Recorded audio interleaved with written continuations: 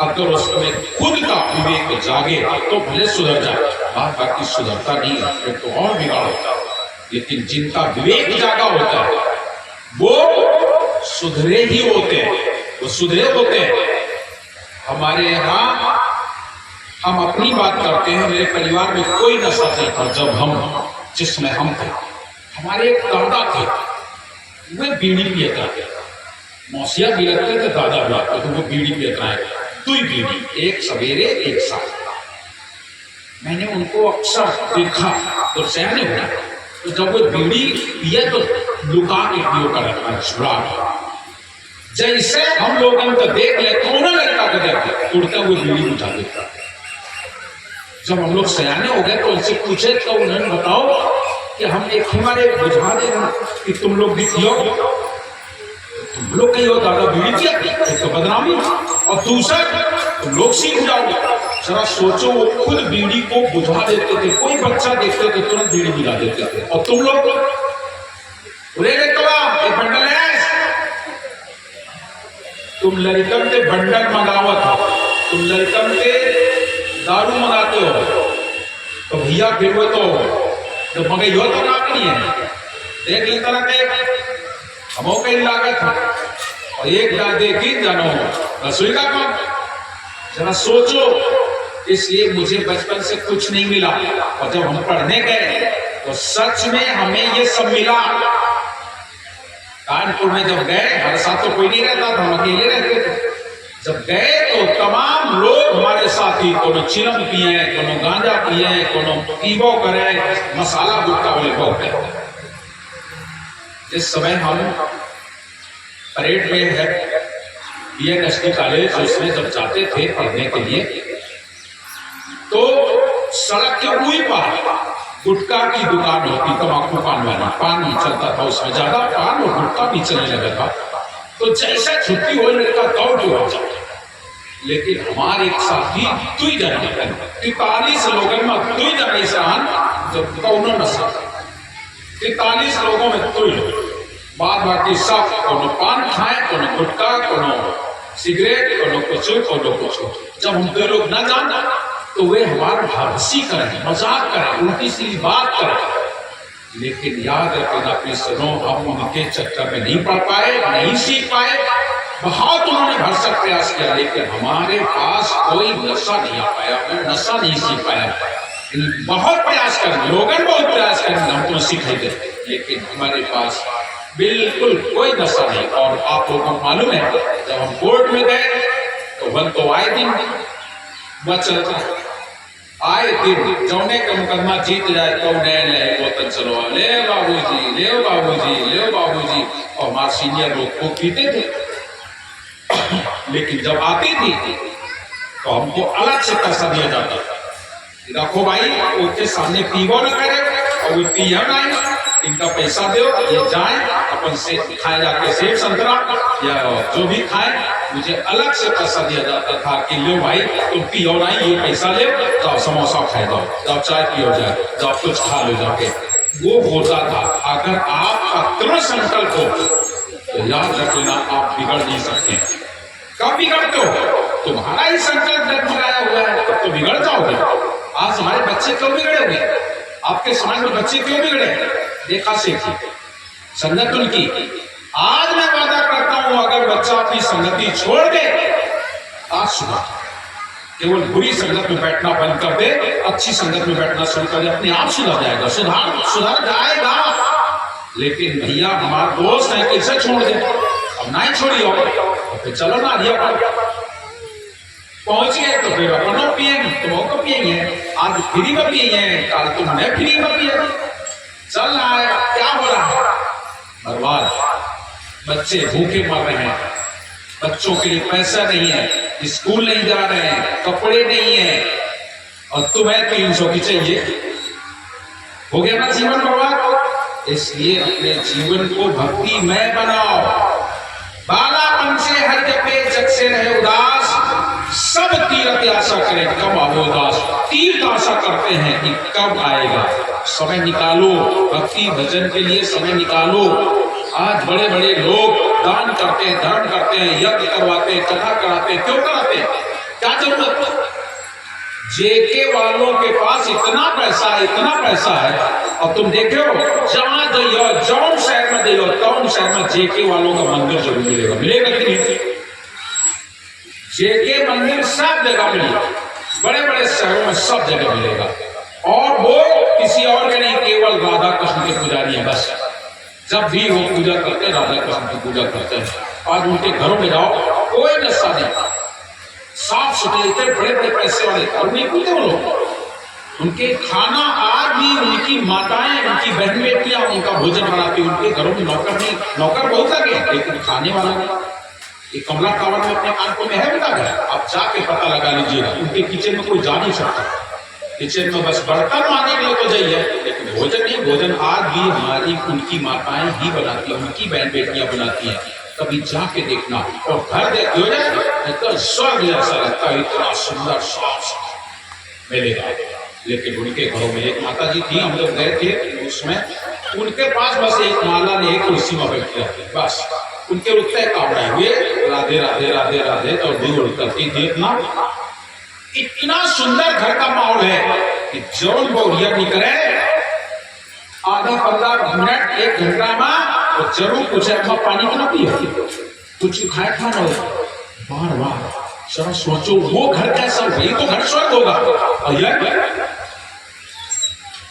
और पूछा गाड़ी और देती जा रही है, इनका देवे खाएगा बैठे बैठे, तो क्या नहीं क्या कोई नहीं देता है। बिरले लोग होते हैं जो अपने माता पिता की सेवा कर लेते हैं। माता पिता की सेवा करना भी बहुत बड़ा धर्म है। आप अपने घर में बुजुर्गों की सेवा करो, माता पिता की सेवा करो, करना ये हमारा भक्ति है, ये भजन है, ये ध्यान है, ये बहुत बड़ा योग है। जिसके घर में माता पिता खुश हैं, याद रखना वो जरूर खुश होगा, जरूर खुश होगा। उसके घर में खुशियां होगी, उसके घर में खुशियां होगी। जिनके माता पिता घर से निकल रहे हो, अगर हंसा मुस्कुराहट निकल रहे हैं तो समझ लो ये सुखी है, ये सुखी है। और जिनके मातारी बाप जा रहे हैं, मुड़ झुकाए निकल रहे हैं, रास्ता में जा रहे हैं तो मुड़ झुकाए जा रहे हैं, इसका मतलब है कि इसका परिवार बिगड़ा हुआ है। ये सब कुछ होते हुए भी दुखी है, सब कुछ होने के बाद भी मन में शांति नहीं होती है। इसलिए अपने जीवन को सुधारो, बालापन से हटे। तो जिनकी मैं बात कर रहा हूं, आज रानी इंद्रवती बाल्यावस्था से भक्ति करती, बालापन से। जब वो ससुराल आई तो वहां भक्ति का नामो निशान है। अब उसके मन में एक ही बात कि भक्ति नहीं होती है। लेकिन अभी अभी शादी होके आई, कैसे कहें, कई वे तो नाराज ना हो जाए। तो भक्त जी बड़ा संकोची भी होता है और उपाय भी सोचता है कि कैसे कहूं। एक दिन प्रिय प्रसन्न देख, अपने प्रिया को प्रसन्न देख कर रानी इंद्रवती हाथ जोड़ के खड़ी हो गई। राजा चंद्र उनके प्रिया हैं, हाथ जोड़ के खड़ी हो गई और खड़ी होके कहने लगी, प्रीतम एक बात कहे। हाँ कहो। कहने लगी, नाराज ना हो। हाँ बताइए क्या बात है। कुछ बात नहीं है, बस मैं ये चाहता हूं, इतना सुंदर मानव तन, इतने सुंदर आप राजा हैं, सब कुछ अच्छा है, लेकिन जैसे बिना नमक की सब्जी अच्छी नहीं होती है। होती क्या? बिना नमक की कैसी भी सब्जी बने, लेकिन अगर नमक ना पड़े तो सब्जी में कोई स्वाद नहीं होता है। ऐसे ही ये मानव जीवन में अगर भक्ति रूपी नमक नहीं है, तो भक्ति रूपी नमक ना होने के कारण ये पूरा का पूरा जीवन व्यर्थ हो जाता है। इसमें नमक रूपी भक्ति जरूर होनी चाहिए, जरूर होनी चाहिए। क्या कहते हैं, बिना बांस का फूल जैसे, फूल और सुगंध हो, बिना बांस का फूल जैसे, और बिना नीर का कुपरे, फूल हो सुगंध ना हो, कुआं हो पानी ना हो, तो कैसे होई? बिना बांस का फूल जैसे, बिना नीर का कुपरे, बिन भक्ति के प्राणी जग में क्या वो सुंदर रूप रे। जिसके घर में भक्ति नहीं है, तो बढ़िया गोर पियर लंबा चौड़ा आदमी होए, और अगर उसके पास भक्ति नहीं है, नम्रता नहीं है, प्रेम नहीं है, श्रद्धा नहीं है, अनुशासन नहीं है, तो ऐसे आदमी के का होई? भले पैसे में होई बड़ा, मुंह पर तो कह दिया नंबरदार नमस्ते, बाबूजी नमस्ते, लेकिन जैसे वो 10 कदम निकली 20 गाड़ी दिया हो लम्बड़दार बने, 20 गाड़ी सुनियो मेरे साथ यही करो, मेरे साथ कहा बताओ गांव में रहे कहते थे हमारे इनका हम सम्मान करते हैं। जरा सोचो, बिना बांस का फूल जैसे बिना नीम का कोपरे, बिन भक्ति के प्राणी जग में क्या हुआ सुंदर रूप है। बिना भक्ति के कितना भी सुंदर रूप हो किसी काम का नहीं होता है, किसी काम का नहीं होता है। लेकिन जिसका रूप चाहे सुंदर ना हो लेकिन गुण सुंदर हो, तो साहब कवि ने भजन में कहा है ना, गुण का भेद है न्यारा न्यारा और जानेगा कोई जानेगा। गुण का भेद न्यारा न्यारा है, अगर गुण नहीं है सब देखा। बड़ा सुंदर उदाहरण दे रहे हैं और पहला उदाहरण माताओं का हिसाब दे रहा है। गुण का भेद है न्यारा न्यारा, जानेगा कोई जाने नारा। सोई सुहागिन जो पिया को बरत करे। सुहागिन किसे कहते अपने आप? जिसका पति जिंदा हो, मांग में सिंदूर हो, हाथ में चूड़ियां हो, पैर में बिछिया हो, बढ़िया 16 श्रृंगार 32 अलंकार पहन के जो घूमे ओखा कहो जाए सुहागिन। क्या वही का सुहागिन कहो ना, उससे सुहागिन नहीं कहा जाता। कौनो बिटिया का सबरे श्रृंगार करा दे और ते कह दो तुम्हारा ब्याह हुईगा, वह सुहागिन हो जाएगा? सुहागिन नहीं हो सकता। सुहागिन होने का मतलब है कि इसका पिया है, भले वो के हाथे एक एक चूड़ी हो, भले वो माथे में जरा सा सिंदूर लागो, लेकिन प्रीतम है उसका, पिया है उसका, तो वह सुहागिन है। सुहागिन है, लेकिन सुहागिन के साथ दूसरा और गुण है। आज तो बहुत श्रृंगार किया जाता है, पहले के समय में भी श्रृंगार किया जाता था, लेकिन इतना श्रृंगार नहीं जितना आज चल रहा है।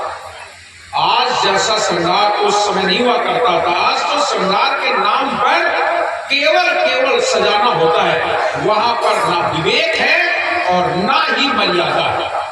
यहाँ पर जो बूढ़ी बूढ़ी माता जी बैठी है, इनसे पूछ लो, इन्होंने कभी भी अपने हाथ की चूड़ियां नहीं उतारी होगी, कभी। अगर मनिहार भी आता था पहराने के लिए और वो चूड़ियां जब उतारता था तो एक चूड़ी लेके वे हाथे में इसे लगा लेती रहे और तब तक वो चूड़ी लगाए रहती थी जब तक दूसरा चूड़ी हाथ में ना। और आज दिन में 10 लाख चूड़ी उतारी जाती है। ये ठीक नहीं है, ये वाली पहन गए। ये जैसे धोती तैसे, चूड़ी तैसे, लाली लिपस्टिक तैसे, बिंदी सब कुछ वैसे, सब कुछ वैसे हुईगा कि नहीं? कोई जमाने में ये कुछ नहीं। उस समय सुहाग होना बहुत बड़ी बात हुआ करती थी, बहुत बार कभी भी माताएं अपने हाथ से चूड़ी नहीं निकालती थी। और आज जैसे कहा चले का बाजारे देंगे तो कौन वाली साड़ी पहन देवे या वाली पहन दे, कोई सी चूड़ी निकल जाए का बाजार ले जाए का सब्जी, लेकिन साड़ी पहनिए कोई सी चूड़ी पहन के उससे ऐसा कुछ पहन के। ये सुहागिन का मतलब नहीं। सुहागिन होना का मतलब है गुण। साहब कबीर कहते हैं गुण का भेद है न्यारा न्यारा, जानेगा कोई जाने मारा। सोई सुहागिन जो पिया को व्रत करे। पिया का व्रत का मतलब बरगदाई नहीं, पिया का व्रत का मतलब करवा चौथ नहीं, ये ऐसा नहीं तीजा। ये पिया के व्रत का मतलब ये नहीं है। पिया का व्रत का मतलब होता है कि आज्ञाकारी हुई। अरे बहुत ज्यादा आज्ञाकारी ना हुई पाओ तो कम से कम लड़ाई झगड़ा तो ना होए घरे, कुछ तो होना चाहिए। दोनों लोगों की जहां पर एक मत हो जाए, मैंने कई बार बताया है, जहां पर पति पत्नी एक मत हो जाए वहां पर बिगड़ा हुआ काम बन जाता है। और जहां पति पत्नी में अलग अलग मतभेद हो गया, बना बनाया काम बिगड़ जाता है।